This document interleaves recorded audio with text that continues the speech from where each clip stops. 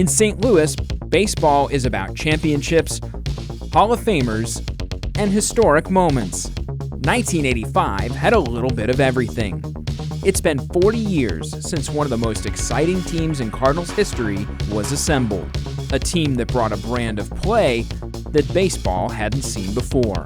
The Cardinals in '85 had a major league low 87 homers, but they hit .264, stole 314 bases, and had a bullpen by committee. The team featured the National League MVP and batting champion Willie McGee, who hit .353, Rookie of the Year sensation Vince Coleman, who stole 110 bases. John Tudor won 21 games, and the club notched 101 wins en route to a division title. It was fun. There were heroics. It was Whitey Ball, aptly named after their manager, Whitey Herzog. Willie McGee goes the opposite way. A definitive moment from the definitive shortstop of his generation. Into the glove of Pendleton for the out. What a play. Probably one of the best teams I've ever played on. That year, everybody matured, everybody played their best baseball, and it's just a fun team, man. It's just fun going out there, knowing that you were gonna be tough to beat, every day. And like I said, it seemed like all the players had their better years, at the right time, at the same time. I think the bigger thing that people overlook is the fact that we had this dude named Willie McGee, not to throw Vince Coleman to the side, who stole 100 and something bases that year, but we had this dude named Willie McGee that nobody paid attention to. And to this day, I don't think people still paid attention. And you look back at our 1985 season, you look back at our 1985 team, and you look back at the Willie McGee stats of 1985, and people will go, he won an MVP award in 1980. Yes, he did. All the ingredients were there, and it was just kind of that magical year where we hit it on all cylinders. It didn't hurt when a relatively unknown rookie made his mark on the National League, stealing every bag in sight in Vince Coleman. He was the spark plug. He was the guy that made it go. Coleman stealing the pitch of the strike, the throw, safe, and now he's going to be out. He breaks for the plate, and he's caught in a rundown, trying to get back to third base, and now he's going to score. Nobody covers the plate. When he was going, the club was going. So it was important for us to try and make sure that he was always energized. He swings, pops it into left. Matthews on the run. He can't get it. It goes by him. He knocks it down, and Coleman may circle the bases. He was a guy that was really electrifying, not only for us as a team, for fans as well, because when Vince was on base, that was always the anticipation of the stolen base, and I think that was one of the things, or the environment that Lou Brock created with Cardinal baseball as well, so that was a continuation. The pitching was led by John Tudor. Despite a 1-7 start, the lefty finished second in the NL Cy Young Award, going 20-1 from June 3rd on. I had pitched well in a number of games in that early stretch and just not gotten a win or good results out of it. But after that, it just kind of fell into place, with this ballpark, with this defense. It was built for somebody like me who just threw the ball to the plate and, had the ball put in play. Think about how good the starting rotation was of that team, how much we liked each other. The bullpen was good, the offense was exciting. The Vince, the Willie, the Ozzie part of the running Redbirds, that was great. But really every aspect, the defense, extraordinary. So just a full team. But I also think of Whitey, of course, in the midst of that, because he was the guy that brought that together. Whitey was such a good communicator, and you still have to have talent and get it wrong, but nothing for him to sit down and say, hey, I know I got 2 innings out of you yesterday, can I get an out today, or you need a day off, or, just, you knew your role before the game started, you knew what he was expecting that game, and it just made everybody better, I think, to know exactly what was going on. He could have very easily quit on me really early, and he didn't, and I'm very grateful for that. He gave me a chance to kind of come out of the, a little bit of a funk that I was in and finish things off. But I loved Whitey. My trajectory took me to the major leagues, where I kept even getting better as a major league player. I kind of transformed from a top of the order base stealing guy into more of a run producer in the middle of the order. And I give Whitey a lot of that credit because he saw in me a guy that could take a lot of pitches and still hit with 2 strikes. And with all that speed in front of me, that was the perfect storm. Pitching, defense, speed, all the ingredients were there for a team that shocked the baseball world with their style of play. They also had talent. Coming up, there were 7 Hall of Famers that made their mark in Cardinals history. This is the 1985 Cardinals, a 40-year reunion.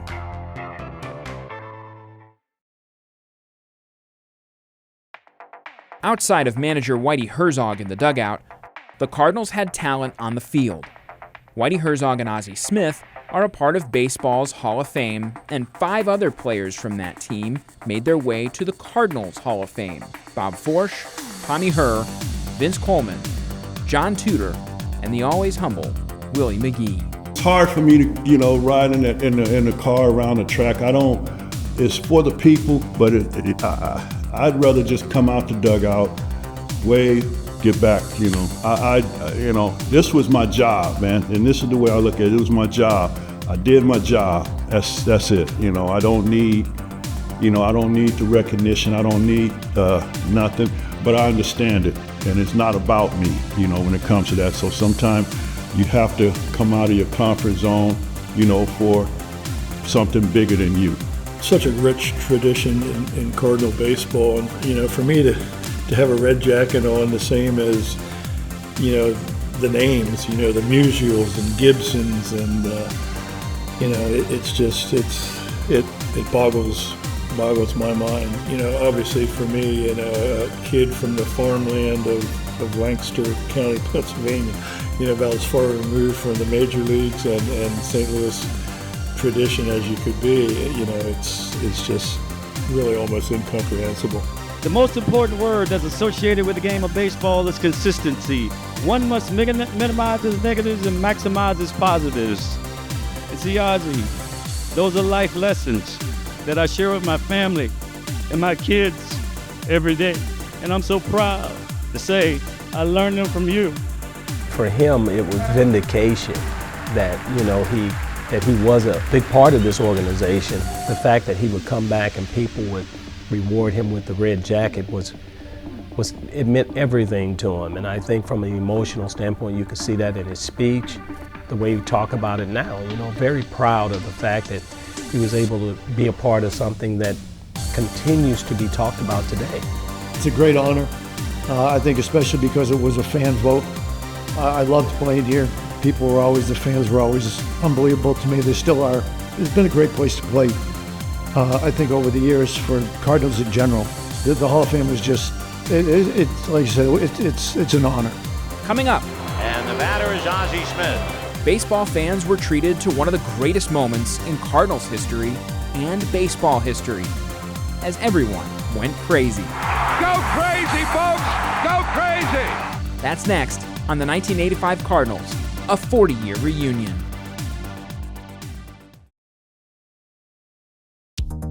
'85 had dramatics, from the regular season race to win the National League East to a matchup with the LA Dodgers in the League Championship Series.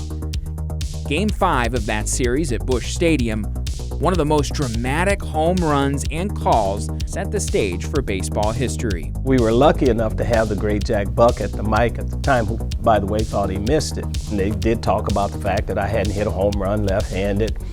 I heard that, by the way. As I go here, Smith corks one down the line. It may go! Go crazy, folks! Go crazy! It's a home run! The Cardinals have won the game by the score of 3-2 on a home run by the Wizard. Go crazy! You live that, but you're not hearing "go crazy," folks, in your head when that happens. You have your own kind of vantage point of that. And my vantage point was, it happened right there, and I wasn't sure if it was a home run. And wow, we just won one of the greatest games in Cardinals history, and I get to go celebrate with the boys. So that's my vantage point. Perfect timing, right on time, and that's Ozzie. It happened to that stuff like that happens with him.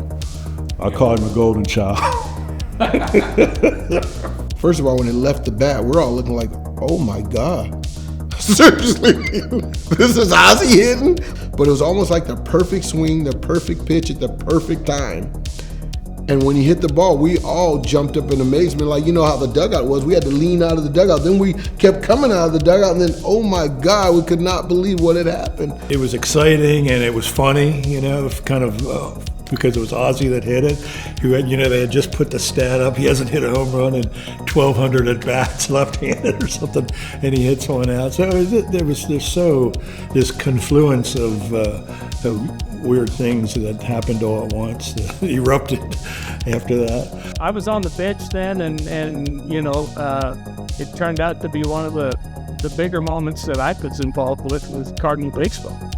I went to a card show one time, and this little kid by the name of Slade, who, by the way, has graduated from college now, but at the time he could barely look over the table. So he puts his cards up there, and I signed the card, and his mom says, "Say it, do it for him, do it for him." So Slade gets there and he says, "Smith, corks one down the line, may go crazy, folks, go crazy. It's a home run by the Wizard. The Cardinals win the game by the score of 3-2 on a home run by the Wizard." It's those type of memories, or those type of moments, that I think it reinforces the impact that you have on people's lives.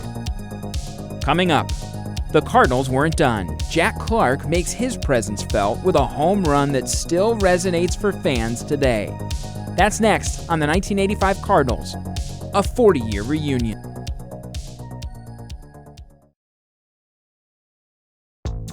After Ozzie did his thing in Game 5, there was still a game to be won in Los Angeles in Game 6 to send the Cardinals to the World Series. Slugger Jack Clark, who earlier in the game had struck out against Tom Niedenfuer, wanted one more chance to atone for his earlier K against the Dodgers righty. And he got it, with St. Louis trailing 5-4 in the ninth with 2 outs. And how do you like this situation? The tying and possible winning runs are in scoring position with 2 out and Jack Clark coming up. And lo and behold, here comes Jack up, and to this day, I still don't know why Tommy Lasorda allowed him to pitch to Jack when Andy Van Slyke and myself are hitting behind Jack, and neither one of us have done anything in that series, I don't believe. But to this day, I couldn't believe he allowed it to happen. And for it to happen and Jack get the opportunity, we just felt there's going to be something special done there. No doubt about it. Meanwhile, in reading Lasorda talking about walk him and pitch to that blank Van Slyke, that's what he just muttered in the dugout. I think it was a rhetorical question. Do I walk him and pitch to that so-and-so? He's not going to walk him. It is Jack Clark and Tom Niedenfuer going head-to-head, and the ball game on the line, and the crowd on its feet. One way or another, what a way to end. I just threw it out to Bob Forsch because Jack, as most people probably don't know, Jack was maybe the best bunter on the team, oddly. He did that several times during the year. He'd bunt for a hit, which is odd to think of Jack Clark doing that. And I said, I wonder if Jack would consider bunting here. And Bob Forsch turned to me and said, "What are you, stupid?" And at the end of the word stupid, the ball gets hit into the bleachers in left field, and I guess that answered his question. Yes, I was. Just so that we can cover the situation for you, Ozzie Smith at second, but Willie McGee at third has never tried to steal home this year. I don't recall Jack sitting down till his next at bat. I just recall him pacing up and down the dugout, just up and down the dugout, like, just give me another chance. You could just see it, just wherever you could just give me another chance. And he got that chance. And when he got that chance, bam, game over. Swinging a long one into left field. Adios, goodbye, and maybe that's a winner. A 3-run homer by Clark, and the Cardinals lead by the score of 7-5, and they may go to the World Series on that one, folks. And Lasorda got the answer to his rhetorical question. Something about, should I walk this guy and pitch to that so-and-so? Well, he didn't walk him. And then you see Pete Guerrero turn to the bleachers, throw his glove down, And Peter, he's a great teammate, a great friend, but it looks like a little leaguer throwing his glove down, like he's just mad. We had a name for Jack at the time, and he had a name for us. Well, when he hit that ball, you see him, he bellies out towards the dugout and throws the bag and says, "Take that." He called us his name for us, which we were just the plural of his name, but anyhow. And he ran the bases, and I was out in the bullpen, and of course I got to come in, and we got to save and went on to the World Series, and so it was a big time for me. That was the moment that we all knew that we had a chance to get to the series. And once we took the lead, I said, "Let's go, guys, let's go." That particular home run, I say unequivocally in my career, that was a highlight, like one play of my career, like to be a part of that. That was so exciting. Just his reaction and we knew that one got us to the World Series that year, and it was such a special year to have it topped off with a hit like that. We felt like there was no stopping us after that. Coming up, a play that still stings in the hearts of Cardinals fans and the players, even 40 years later. That's next on the 1985 Cardinals, a 40-year reunion. After the Cardinals had beaten the Dodgers to capture the National League Championship, it was off to face the Kansas City Royals in the I-70 series. St. Louis went into Game 6 with a chance to capture a World Championship. It was a night and a call that forever changed the course of baseball history. The Don Denkinger call. A call for some that still stings today. With the Cardinals leading 1-0 in the ninth, a blown call at first base set the tone for what was a nightmare for the Redbirds and their fans. The way the play turned out, Jack kind of came across and backhanded, then had to throw to Todd, who was running the other way towards the bag. And then the runners coming from home plate, so it was like a confluence of different angles that Denkinger was in foul territory, kind of drifting towards home plate. And he was seeing movement going three different ways, and he just lost the concept of the play and didn't call it right. I was standing there, stationary, watching it, and I'm going, "What? How could he? He was out. I mean, how could you call him safe?" And of course, I went right up and got, pled my case right into his face, and he kind of shooed me off like I didn't know what I was talking about, but I did. He was out. It was a call that came 20 years too early.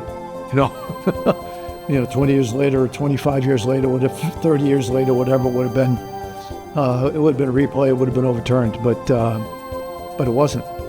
Yes, it does stick with me when it's mentioned. I think back of that and how tough it was for us to even go out for Game 7 mentally. It was a tough thing. I think part of the whole problem with the Denkinger play was the fact that he didn't ask anybody else for help. That was the reason that Whitey got thrown out of the game, was he said, just ask somebody. If they'd asked somebody and somebody would have said, "Hey, you got it right," that would have been the end of it. But when he decided that, no, I'm not going to ask, that changed things totally. The passage of time has made it harder for me. I wear my 85 World Series ring, very, very special to me. Do I wish it was a 85 World Championship ring? I do. For some, there's the element of human error in the call, and with that, the human spirit. He came to our banquet, stood up there in front of everybody with Whitey Herzog in the audience, and you knew something was going to go. So Whitey gave him a gift, and it was a Braille watch, and he handled it like a champ, man. I have all the respect in the world for that guy, man, for how he handled that situation and how he stood up and manned up, man. And that's, can't win them all, man. I mean, I wanted to win just as bad as anybody, but it just wasn't meant to be.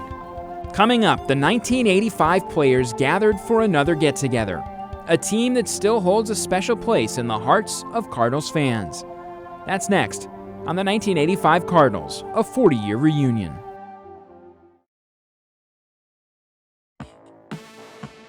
As time goes by, the 1985 Cardinals still hold a special place in the hearts of Cardinals fans. The winning the dramatic moments, the heartache. With it all, it was a special time to be a fan and a special time to wear the birds on the bat. Let me just say this for me.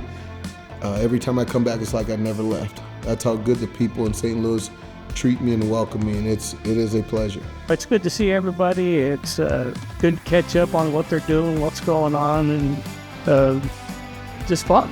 That's the one thing that you miss the most. You miss the camaraderie with the guys. There's nothing like the bus rides, the flights. All of those things are the things that you miss the most, because it's at those times we're able to kind of get away from the competition of it and just enjoy each other's company. It was fun for the fans as well. A team that will never be forgotten. It's 40 years later and the memories still remain. From Whitey to Vince to Ozzie to Willie to Tommy to John to Jack. It was a season to remember. This has been the 1985 Cardinals, a 40-year reunion.